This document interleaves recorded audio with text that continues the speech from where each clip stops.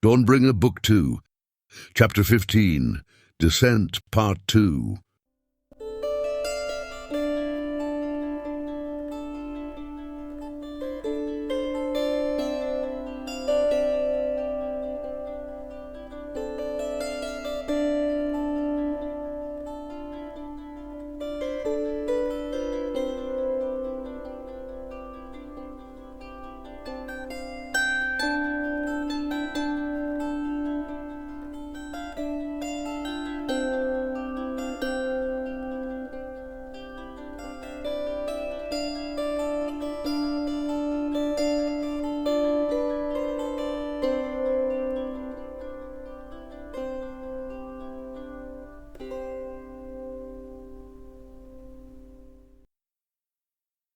Eldarion, whose turn it is to keep watch, is jarred awake.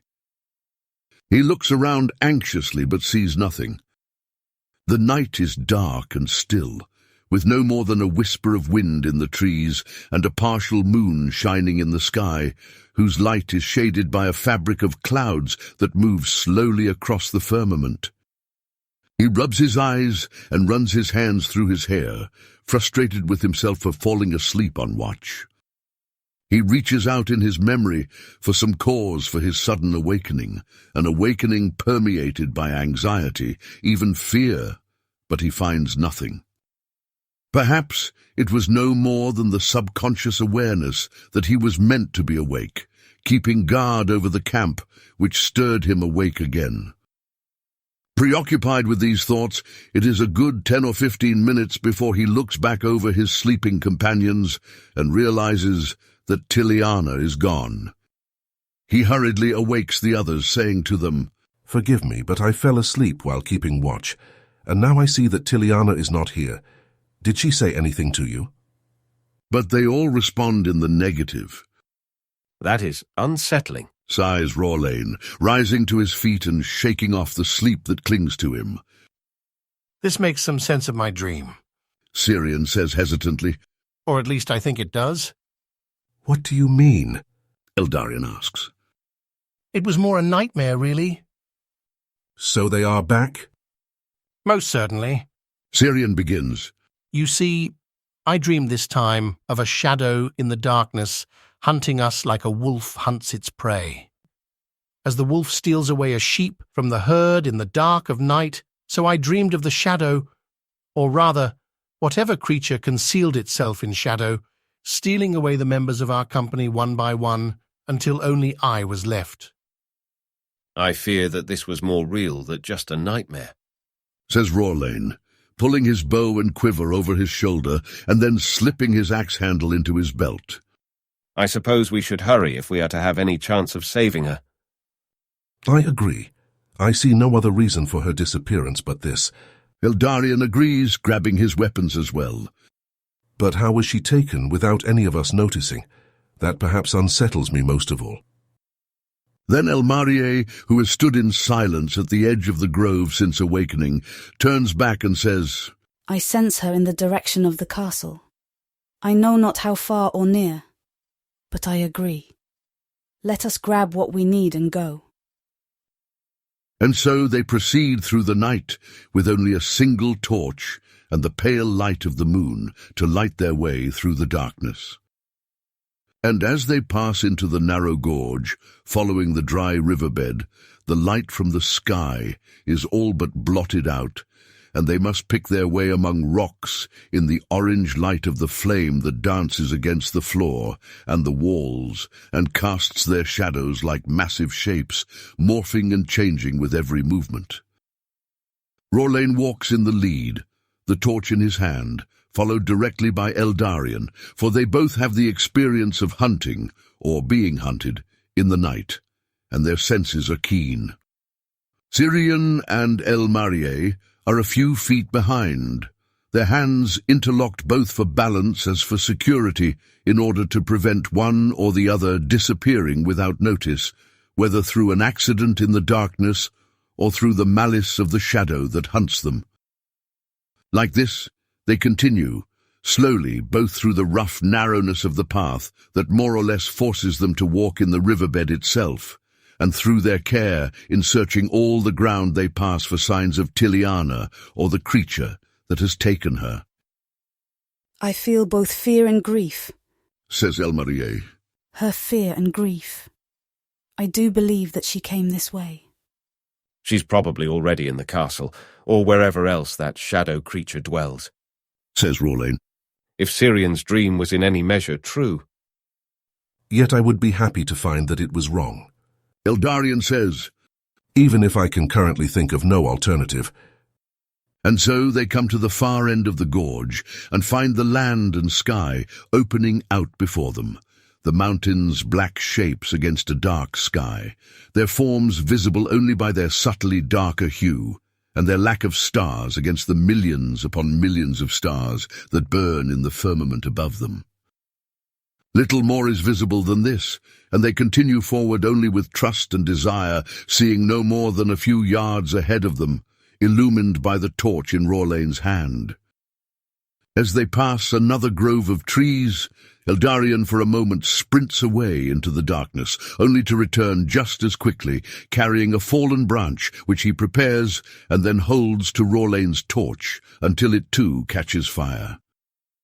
Despite the lack of information given to them by the sense of sight, their other senses are alert, and they feel keenly that they walk through the center of the valley with wide stretches of land rising to either side of them, before they jut upwards, perhaps a half-mile away in either direction, to the high mountain peaks that enfold them. Eventually another shape begins to loom ahead of them, a black blacker even than the darkness of the mountains, a black unimaginable, not just an absence of light or color, but like a gaping hole in the darkness, causing the feeling that if one were to touch it, one would fall straight through into nothingness. It must be the mysterious stone of the castle to which their steps carry them ever nearer. It is as we feared, mutters Eldarion under his breath, when they are close enough to the castle to make out its silhouette in the night and to feel its shadow cast upon them, or rather, to feel its magnetism eating up all the darkness around them, a vortex that feeds upon shadow in order to intensify, ingratiate and satisfy its own darkness. She is inside. I feel her heart calling. But that means that she yet lives, does it not? Asks Rorlain. And there is still a chance to save her. Indeed. Eldarion sighs, raising his torch in the air to cast its light upon the stone wall ahead of them, but the stone ignores the touch of the light, as if they exist in two separate realms with no communication between them. This only intensifies the feeling of staring into nothingness. I fear that getting her out of such a place shall prove. It matters not. I shall do what I can. He then turns to look at the faces of his companions and is almost startled by the vividness of their presence. Faces looking back at him in the flickering light of the torches, anxiety lining their faces. We need not all go into this terrible place, however, for there is no telling what dangers await. The shadows may drag us all in soon enough, says Rorlain. But you are right, though I wish it were not so. I do not want us to be separated. Then he shakes his head. Though I suppose we already are. Perhaps I should go in. Elmarie offers, her voice firm despite her fear. For I feel her probably most keenly, and the dreams have not affected me. That is true, and yet if there are any threats of a martial nature, you have no skill to defend yourself. Answers Eldarion quietly. I think I shall be able to walk by feeling nearly as much as you, and I have. He raises a hand absent-mindedly and places it upon the hilt of the Lightbringer. I have this. But I do not wish for you to go alone, says Elmarie. It would not be wise for both of us to go. Eldarion replies. I will go with you, Eldarion. Rorlain offers. Eldarion nods at the same moment that Syrian says, And I shall remain here with Elmarie at my side, or rather we shall find some spot to hide at a safe distance, as safe as we can be in proximity to such a place. Good, says Eldarion, looking first to Syrian and then to Elmarie, his eyes almost saying an involuntary goodbye. If we do not come out by... Hush! Syrian says with a wave of his hand. We shall do what we discern to be best. Trust in our judgment. I do, replies Eldarion. But here, take this torch, so that at least you do not walk in the dark. Syrian silently takes it and nods his head, and then he and Elmarie draw away again to the west, until nothing is visible of them but a tiny point of light bobbing in the darkness. Well then, Orlane says, waving his own torch in the air and looking around. do you suppose there is a door somewhere? I don't know how there could not be, Replies Eldarion. though it shall be difficult to find in the darkness. How long until sunrise? Orlane asks, looking up at the sky and trying to gauge the time through the location of the moon. After a moment he adds, Too long. Knowing that Tiliana is missing and probably in grave danger, says Eldarion, I am not willing to wait even a single moment when anything is in my power to do. Of course. nods Orlane. Then let us try to find an entrance. With this, he steps up to the wall and begins to scan its surface with his eyes, holding the torch close to the stone. But to both men, the wall appears completely uniform, a featureless, abysmal black. After a few moments, Orlane begins to walk along the edge of the wall to the north, and Eldarion silently follows him, looking and thinking. For a good 10 minutes, they circle the castle fortress until they find themselves on the opposite side, directly east of the structure, with a swiftly rising mass of mountain behind them and the sheer wall of the castle before them. But still they see nothing. As they make their way back around the castle again to the first place they stood, Eldarion throws about in his mind, looking for an answer. Frustration and anger growing within him to the point of bursting, emotions, he knows, born of profound fear. He is afraid that they shall be too late to save Tiliana, and the thought hurts him so deeply that he wants to cry out audibly to let the pain loose rather than concealing it silently within. Even as they walk, he buries his face in his hands and tries to draw in a breath, gritting his teeth. And then suddenly a thought comes to him. Could you put out the torch? He says suddenly. What did you say? Could you extinguish the torch? Why? Asks Orlane. It is dark out here. We will see next to nothing if I do so. We are already seeing next to nothing, Says Eldarion. but I have a thought that just maybe... Very well. Orlane agrees, and he stamps out the flames of the torch under his foot. As soon as the last bit of the fire sputters out into smoke, all goes dark around them, and the only thing at all visible to their eyes are the stars and the moon far above them. And indeed, the firmament feels immeasurably farther than it ought to be, as if they are looking up at it from an entirely different level of the world, thousands and thousands of miles lower than they actually stand. But they know that this is not a matter of physical location, some trick of space, but rather a spiritual reality and a trick of the spirit. But when they turn from looking at their surroundings and at the sky above them, they see that the black wall of the castle has changed in appearance. The change is so slight that it goes almost unnoticed. But now the surface, which before showed nothing but blackness, looks almost like a pool of black water, soft and viscous. Orlane unconsciously reaches out to touch it. Wait, Cries Eldarion, staying Orlane's hand. let us do so together. And he then lays one hand upon Orlane's shoulder. Together they place their palms upon the black stone that now appears almost to move before them, a wall of liquid stone like melted obsidian.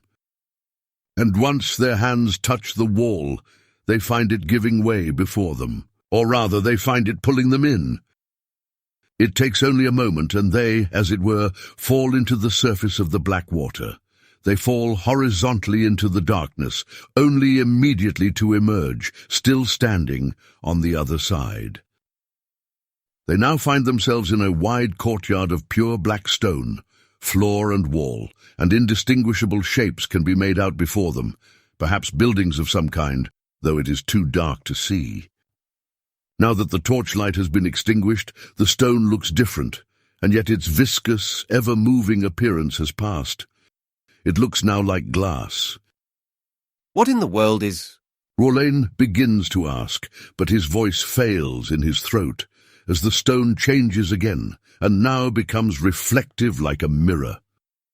The two men feel as if they are standing in a courtyard of mirrors, all reflecting both the sky and one another, as well as the two men standing in their midst. But the reflections are not like ordinary reflections, a placid lake reflecting the nocturnal sky, magnifying its beauty, or a mirror imaging a human face as it appears in life, but rather twisted, distorted images that change both shape and hue. What trickery is this? Rolain sighs, and he unconsciously takes a step back away from the nearest wall, bumping into Eldarion. It goes from rejecting light to twisting light. Eldarion observes. Suddenly there is a burst of flame ahead of them and above them at the center of the courtyard, as a kind of tower beacon is lit and begins burning brightly, its light reflecting in distorted visage, in the myriad faces of the walls and floors and buildings of glassy stone. It looks like someone knows we are here, Rolain says with a mirthless laugh, and welcomes our arrival. Of course he awaits us, Eldarion responds, for he has long foreseen our arrival. Why else did he take only one of us and not all of us together? I don't know why, replies Rolain.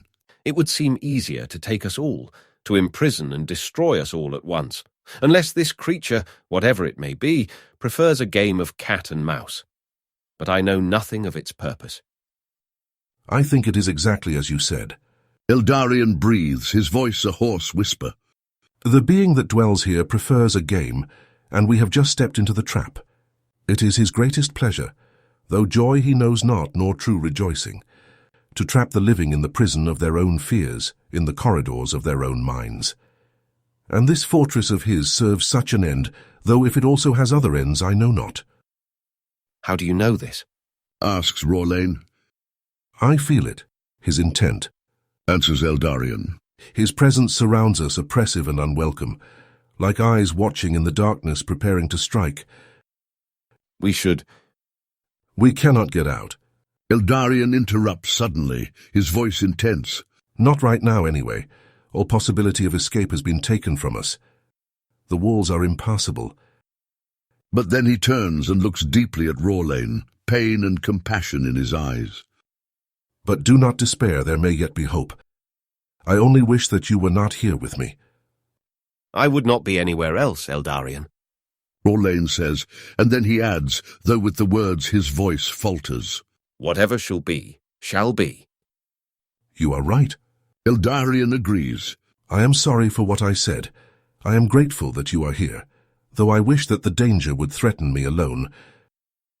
If that were the case, then even if I was physically present, I would not truly be here, would I? Not as deeply with you as I am now. Eldarion turns and looks into Rolain's eyes for a long moment, his expression inscrutable. Then he says simply, That is exactly right. And so they turn toward the center of the courtyard, illumined by the beacon, and can now make out what appears to be a door at the base of the tower, a silhouette of greater darkness, ridged with a silvery strand of metal. As they draw near to it, they can discern upon its face a design which they have never seen before, in the same sinuous silver as the metal that frames the door, the appearance of which in the blackness has a haunting effect, though it is most likely ordinary metal that anywhere else would look common. But when all else has gone dark, even the smallest hints of light stand out like early stars in an empty sky caught between the light of dusk and the firmament of full night, though now it is like looking up in the blackest midnight to see not a firmament dancing with stars, but emptiness, a void where before was parchment filled with text and sky filled with constellations. The design upon the door is of a creature that can only be a dragon, its serpentine form emerging from what appears to be a crack in the earth at the bottom of the door, and its veinous, membrane-like wings stretched across the entire width of the door, from lintel to lintel. At the bottom of the image, around its feet and tail just bursting from the earth, are walls with jagged claws, almost like a bear trap, and yet the dragon is not bound by them. Rather, the figure of the dragon strains so evidently upward that the walls appear not as a trap, but as a doorway, a place of passage from hidden depths under the earth to the sky above, in which is the design of a many-pointed sun surrounded by 7 stars. Is it? Rolain begins to ask, but his words fail to form into speech. Eldarion replies to his unvoiced question nonetheless.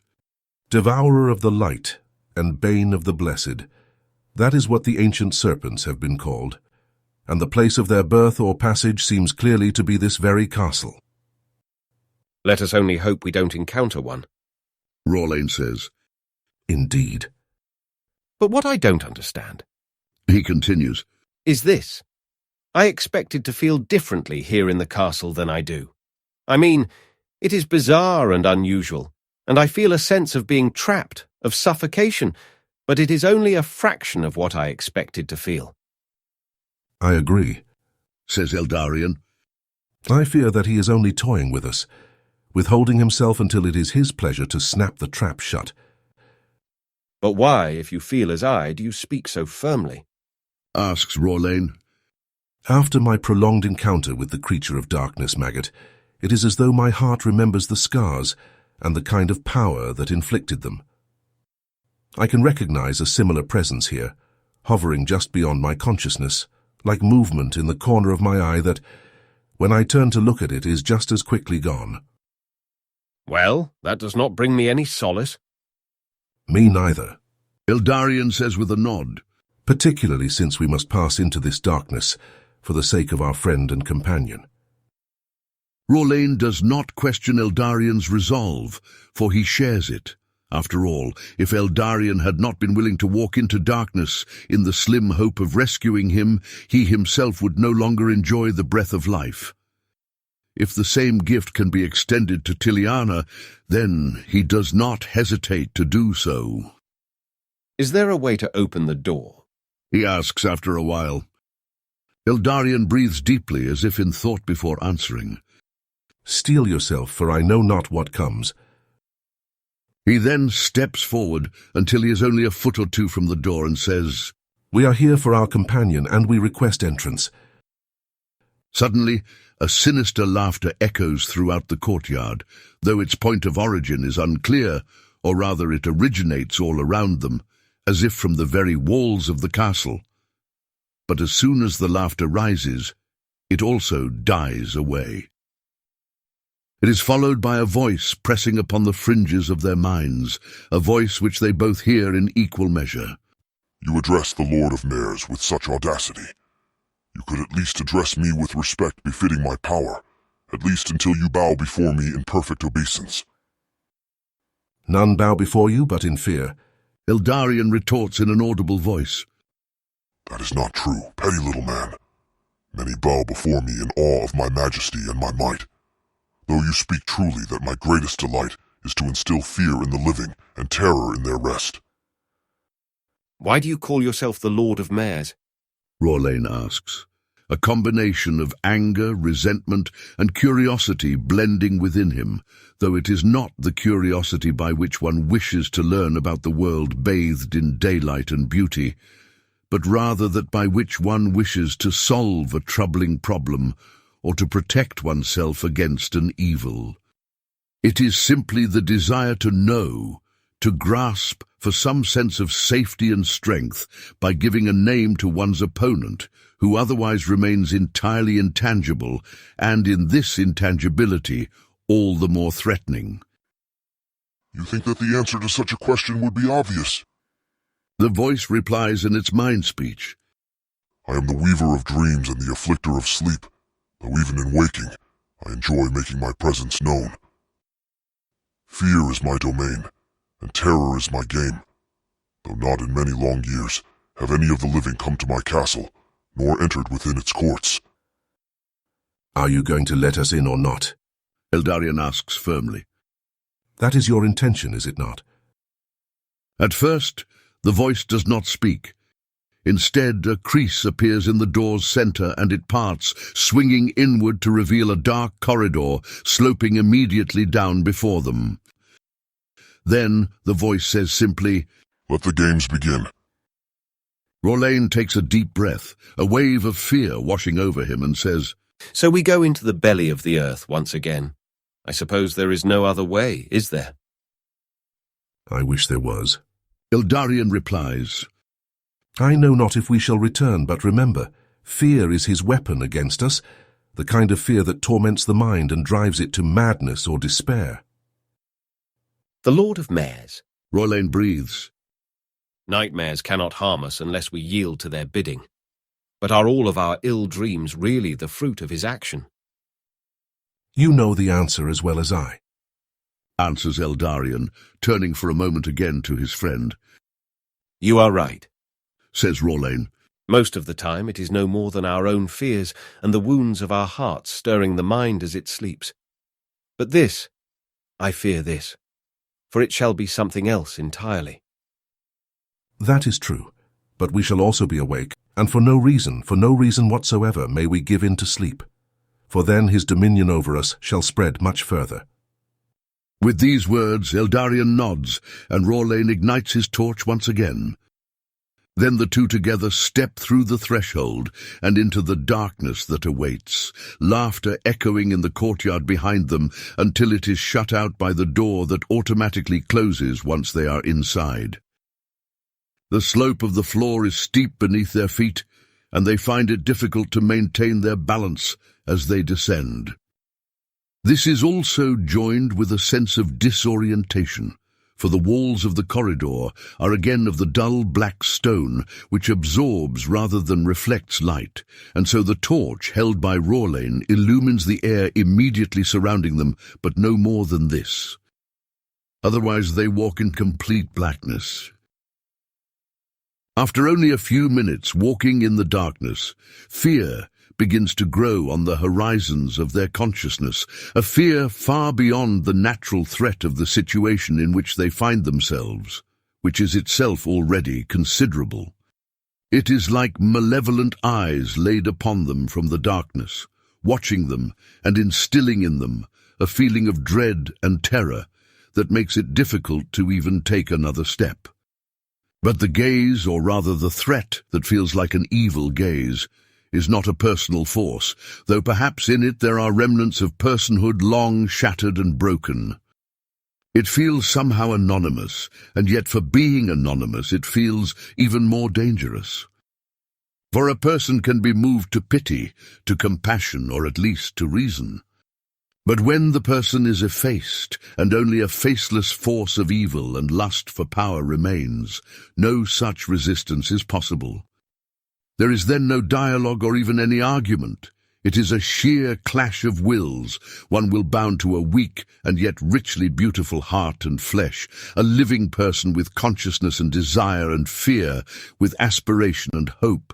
The other, a will belonging to a consciousness which for so many centuries has been bent upon one purpose alone, the destruction of all that is good, that it can hardly be related to as an individual any longer. It is now barely more than a faceless and nameless force of vengefulness and hate, concealing, for those with the capacity to see, a deep-seated envy, from whence springs its desire to mock, terrorize, and debase the very creatures whose freedom is felt as a placid mirror turned toward it, reflecting back to it the depth of its own slavery. All of this and more washes over Eldarion and Rolain now, as they force their legs to carry them ever deeper into the tunnels that lie beneath the castle. The torch is unsteady in Rolain's hand, for his whole body is now shaking with fear, and he finds it difficult to breathe. Do Do you feel her any more? He asks with great effort. Tiliana. Eldarian's voice replies in the darkness, though it sounds like it echoes from a great distance rather than from directly at Rorlane's side. Rorlane waits, but for what seems to be a long time, though time is almost indistinguishable in this place, no answer comes. Eldarian? Yes, He replies at last. I feel her, but it is ever so faint. Then silence again falls between them for a long time. When Eldarian speaks again, he says, She is still further below us. We are walking in the right direction. Suddenly, in an instant, the light of the torch goes out, or rather, a wave of darkness washes over them like a gust of chill wind welling up from the depths, and it is so intense that they cannot tell whether the torch has been extinguished or whether they simply can discern its light no longer. And with the coming of this darkness comes panic. Unconsciously, Rorlane drops the torch and buries his head in his hands, cowering as if to defend himself against a blow. Eldarian takes a step back and lays his hands upon his sword, drawing it forth from its scabbard. But nothing comes. For a long moment all is still, and neither of them moves. Then Eldarian says softly, Let us continue. There is no response. Rorlane, He continues. are you all right? Still there is no answer. Eldarian steps forward and, holding the Lightbringer in one hand, with the other feels his way through the darkness. The corridor is narrow enough that it is not difficult to feel his way from one wall to the other with a single wave of his hand. And because of this, it does not take long for him to realize that Rorlane is no longer with him. With this realization, the last cushion between himself and the terror that has been encroaching upon him, the awareness of companionship, is taken away, and fear comes rushing in upon him. He stumbles to the side and leans against the wall, feeling light-headed and faint.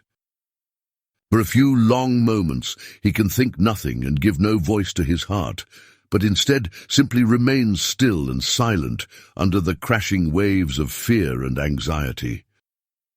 But then he reaches deep within himself, and holding the Lightbringer with both hands and raising it in the air, he cries out, In the light of Hiliana, begone, terrors of the night. He feels little or nothing with this act of faith, but in his heart he rediscovers the capacity to resist the darkness and to press on. He moves, unsteady on his feet but confident in his purpose, and continues along the passageway and its descent. And he walks for what seems to be hours, stretching on before and after him in interminable darkness, his hands sweating against the hilt of the sword, and his feet pounding against the stone floor with muffled footfalls. Now he senses neither Tiliana nor Rorlane, nor even in a way his own self. All that he is aware of is a sense of profound alienation, as if the further he descends into the depths of the earth under the castle, the further he departs from all that is beautiful or good or true in the world, and from everything lovable or precious. Instead, all that remains is the awareness of loss and a feeling of deep isolation. But even this isolation is not like the loneliness he has felt so often in the past. The loneliness of the heart crying out for communion in the visceral awareness of its own capacities and desires, aware, in other words, that it is like half of a coin crying out for the other half, or an addressee in a dialogue of love who has forgotten the one who first spoke and is therefore unable to speak in response but wishes to do so.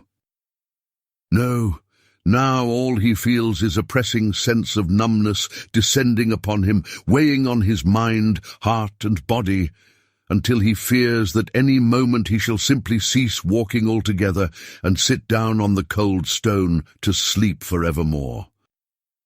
His eyes begin to close even as he walks, and he finds himself spiritually slipping into an abyss of nothingness and absurdity, when suddenly, as he takes another step forward, a gust of warm air blows strong against his face.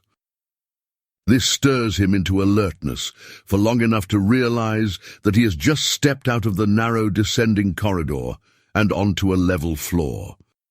And by the movement of the air and the intangible sense of space, he can tell, even in the pitch-black darkness, that he is in a large room. He stands still and listens for a long moment, but he can discern little more about the room than that, neither how far across it may be, nor how high its ceiling. But he fears to move forward for the simple reason that he can see nothing and could easily step into a pit or some kind of trap. And on top of this, burying everything like an immeasurable weight, is the suffocating terror and sense of horrible loss that have not lessened in any way. Reaching deep into himself and drawing forth what little flickering spark of courage there is within him, he begins to walk forward, reaching out with his hand to avoid hurting himself on whatever he might collide with in the darkness, and reaching out with his heart for a thread of communication that can lead him toward his goal, whether that be Tiliana, Rorlane, or Hyliana herself. But he feels nothing. Even the very sense of his own motivations, the driving force behind his intentions, slips away from him, and for a few instants he almost questions his very being and identity. He feels like a shadow lost among shadows, like a particle of darkness in an eternity of darkness, like a speck of dust hidden in a room into which no light filters or shall ever filter, and therefore shall evermore go unseen and unknown. Overcome by the torrent of these thoughts of loss and thoughts of absurdity, which infiltrate his soul and crush him, he falls to his knees, and the Lightbringer slips from his grasp, clattering against the stone floor and sending echoes through the spacious room. And suddenly he slips from consciousness, or rather, his consciousness is carried to another place, another state, and he finds himself standing in the center of a lake of glassy water under a starless sky, the only illumination a pillar of flame directly before him. He looks down, surprised that he does not sink into the water, only to realize that he stands upon a small column of rock, hardly wider than he himself, which juts from the water. The waves, hardly moving upon the still surface of the lake, nonetheless ripple forth from the rock with the subtlest of shapes. He also sees that he is bare and exposed, with nothing covering his body or his heart, as he stands in the utter darkness, illumined only by a torch of fire that feels in no way consoling or welcoming, but rather threatening. When he raises his gaze again and looks upon the pillar, it slowly begins to move toward him, and he discerns in it a figure, or rather, he realizes by the gestures of its movement that it is a figure, much like that of a man, only much greater in size. It glides across the surface of the lake with steps that look more like floating than walking, and as it passes, the water itself turns to flame, flames shot through with crackling sparks of electricity. Both flame and spark then spread forth from the figure and its trail until they have covered the entire surface of the lake. Now it is not a lake of still water, but of fire and lightning, roaring all around him like an inferno. He feels the heat upon his skin, feels its burning, the incredible pain of flesh recoiling from the heat of the fire and the stinging strike of bolts of shocking electrum until the flesh cannot flee any further and itself yields to the flame. He recoils within himself now, seeking some refuge in the hidden place of his heart, when there is no possibility of escape outside of him, but only agony and death. But inside, he realizes that there is nothing but an abyss, like staring into a bottomless pit of black nothingness, with neither air nor wind, nor water nor life. And he feels himself sinking internally and externally, as his heart fails at the same moment as the narrow platform of rock on which he stands begins to crumble and sink into the lake. He looks up spontaneously, as if groping with his gaze for one last refuge or escape in this nightmare of loss, but he sees only that the flaming figure now stands but a foot ahead of him. And the figure is silently laughing. This silent laugh, without voice or sound or space, nonetheless penetrates into the hollowness of Eldarian's heart and echoes within it, as if filling the spaceless space with unbearable dread.